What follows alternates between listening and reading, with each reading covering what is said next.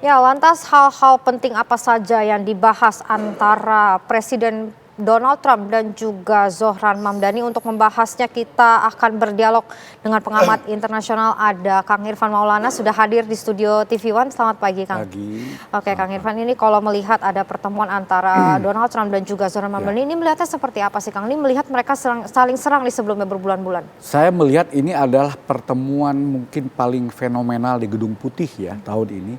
Pertemuan seorang Zohran Mamdani dan Donald Trump, dua sosok yang selama berbulan-bulan ini menghiasi layar pemberitaan sebagai dua sosok protagonis dan antagonis, sosok yang saling berseteru, terbuka, saling serang, saling kecam. Trump menuduh Mamdani ini komunis radikal sayap kiri ya dan anti Yahudi. Kemudian sebaliknya Mamdani menuduh Trump ini seorang fasis ya.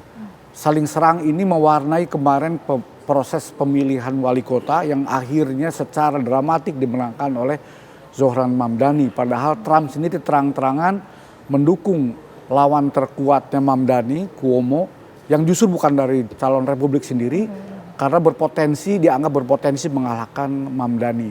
Tapi fenomena kemenangan Mamdani ini mengejutkan ya, sosok yang bintang baru di panggung politik Amerika, seorang imigran Muslim, memenangkan pemilihan wali kota pusatnya sentral, pusat keuangan dunia, kota dari simbol kapitalisme global, New York, kota tempat kelahiran Trump, kota tempat Trump membangun bisnisnya.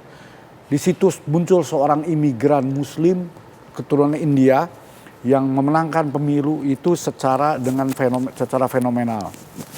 Nah, tapi pertemuan di Gedung Oval kemarin itu mengejutkan banyak pihak ya. Karena di situ terjadi pembicaraan saling puji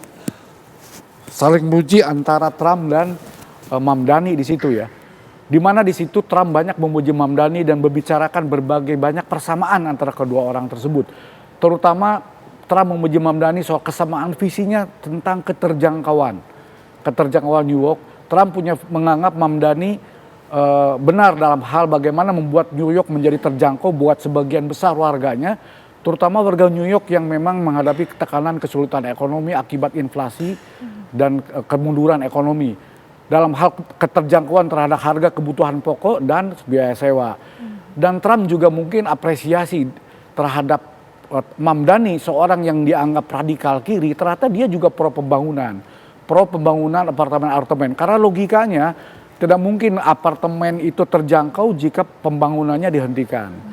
Dan Trump memuji Mamdani karena pandangan radikal kirinya itu ternyata tidak menjadikan ancaman buat bisnis properti, buat kepentingan kaum kapital New York yang hidup dan tumbuh dari industri properti. Di situ ada titik temu bagaimana keterjangkauan harga apartemen itu harus didukung dengan kebijakan yang terbuka terhadap perizinan pembangunan apartemen yang itu merupakan bisnis kaum kapitalis, termasuk bisnisnya Donald Trump. Saya sih melihat di situ ada poin titik temu di situ.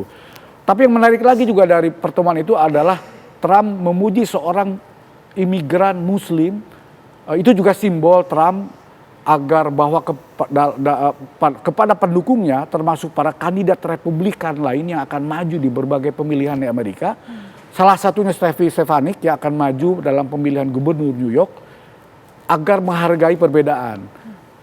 Pujian dia ke Mamdani itu menunjukkan isyarat bahwa Trump mendukung keberagaman. Trump mewakili seorang pemimpin imigran Muslim di New York yang dulu pernah mengalami trauma akibat serangan menara Two Tower itu, 9/11. Ini juga isyarat kepada para kandidat Republik lainnya, termasuk Stevie Stefanik, calon gubernur New York dari Republik yang selama ini dikenal Islamofobia dan pro-Israel, bahwa siapapun harus menghormati keberagamaan, siapapun termasuk imigran, kulit berwarna, bahkan Muslim, punya hak yang sama untuk sama-sama membangun Amerika. Itu saya melihat dua pesan itu. Pesan-pesan penting dari pertemuan fenomenal kemarin. Menunjukkan Trump juga sudah mulai banyak berubah. Sikap hawkish, megalomanianya sudah menunjukkan terjadi perubahan dengan mau mengundang dan menerima dan bahkan memuji Mamdani. Dan di pertemuan itu juga yang menarik, lebih banyak membicarakan persamaan daripada perbedaan. Dan di pertemuan itu juga Mamdani tetap menunjukkan sikap dia independen. dia menunjukkan tetap tidak terkooptasi oleh Trump. Memuji Trump seperlunya pada hal-hal prinsip yang menunjukkan adanya persamaan. Yaitu soal mengatasi kriminalitas, mengatasi masalah kesenjangan dan ketidakterjangkauan kota New York bagi sebagian besar warganya, termasuk pada 1/4 warga New York yang berada di bawah garis kemiskinan. Oke, Kang Irfan, ini memang sempat ada yang menarik juga bahwa Trump bertemu dengan putra mahkota Arab Saudi, Muhammad bin Salman.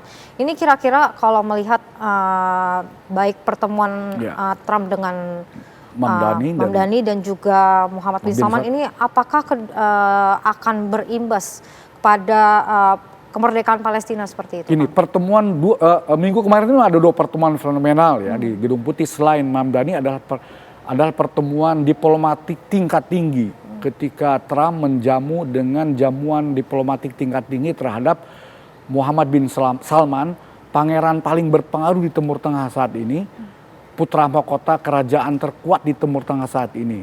Muhammad bin Salman, putra mahkota Saudi Arabia. Di situ ada deal-deal penting dan besar.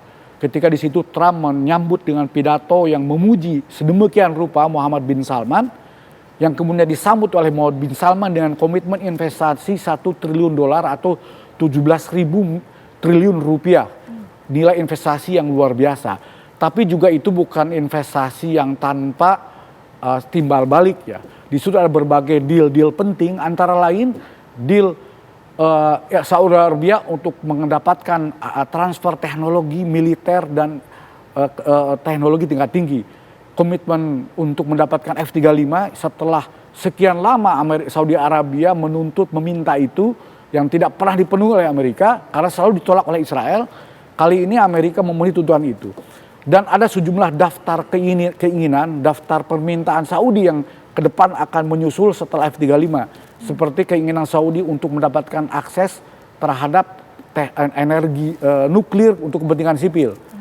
Isu penting terkait syarat Saudi untuk normalisasi dengan Israel itu antara lain selain F-35, alih teknologi nuklir untuk kepentingan sipil dan juga teknologi ruang angkasa. Jadi ini masih banyak daftar keinginan Saudi sebagai bagian dari komitmen investasi Saudi 17.000 triliun rupiah di Amerika Serikat. Dan satu lagi yang penting, bagian dari keinginan Trump dan Saudi untuk dicapai adalah soal normalisasi dan Israel. Yang di situ Saudi tetap kukuh dengan tuntutannya adalah pengakuan Israel terhadap Palestina sebagai sebuah negara berdaulat dalam two-state solution. Ini juga bagian dari sebetulnya deal-dealan penting Saudi dan Trump. Karena Trump sampai saat ini tetap meminta Saudi untuk bergabung dalam Abraham Accord, menyetujui konsep normalisasi hubungan dengan Israel. Tetapi dalam poin ini juga Saudi Arabia tetap dengan syarat utamanya adalah pengakuan Israel dulu terhadap Palestina sebagai sebuah negara berdaulat dalam hubungan two-state solution. Ini yang memang masih alot karena sampai saat ini pemerintahan sayap kanan di Israel masih tetap menolak ada wacana terhadap two-state solution. Bahkan Netanyahu juga baru-baru ini juga mengatakan tidak akan mungkin Israel mengakui negara Palestina. Bahkan salah seorang menteri Israel, Itamar Ben-Gvir sampai mengatakan jika wacana negara Palestina terus ada gembar-geborkan, Israel mengancam akan menangkap Abu Mazen, pemimpin otoritas Palestina Mahmud Abbas, dan menyiapkan penjara untuk pemimpin otoritas Palestina jika terus wacana two-state solution ini digaungkan. Jadi resistensi keras dari Israel ini masih menjadi faktor utama kendala perdamaian Timur Tengah, khususnya Israel dan Palestina. Tapi pertemuan fenomenal kemarin Trump dan Saudi dan Muhammad bin Salman itu menunjukkan bahwa ini akan menjadi pressure buat Israel sendiri. Karena dealnya F-35 yang diikuti oleh alih teknologi nuklir dan ruang angkasa kepada Saudi Arabia sebagai bagian dari komitmen investasi 17.000 triliun rupiah, itu mau tidak mau akan makin membulatkan tekad Trump untuk mengeksekusi proses perdamaian dalam 20 poin itu yang pada ujungnya menuju pemerintahan transisi negara Palestina. Yang itu disyaratkan oleh Saudi Arabia dan negara-negara Arab sebagai komitmen Abraham Accord dan komitmen perdamaian Timur Tengah dan mendukung agenda Trump di Timur Tengah. dalam posisi ini jelas ada manfaatnya betul buat buat masa depan perdamaian Timur Tengah. Dan Mamdani sendiri kemarin juga menegaskan lagi kritik dia terhadap Trump yang Trump tidak bantah. Trump menghindari untuk berdebat soal itu dan membantah itu, bahwa tetap Mamdani menilai Trump itu adalah mendukung genosida di Palestina dengan terus membantu Israel, membiayai Israel, mempersenjatai Israel.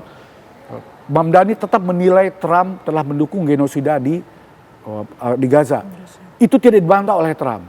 Itu menunjukkan bahwa isyarat Trump untuk menunjukkan perubahan sikap Trump sendiri menghadapi bagaimana terjadi di Timur Tengah, menghadapi kelompok-kelompok yang berlawanan dengan dia, mencoba Trump mengakomodasi itu karena Trump menyadari dunia sedang berubah, termasuk opini publik di Amerika sendiri itu berubah. Trump ingin berdamai dengan musuh-musuhnya, berdamai dengan dirinya sendiri sebetulnya.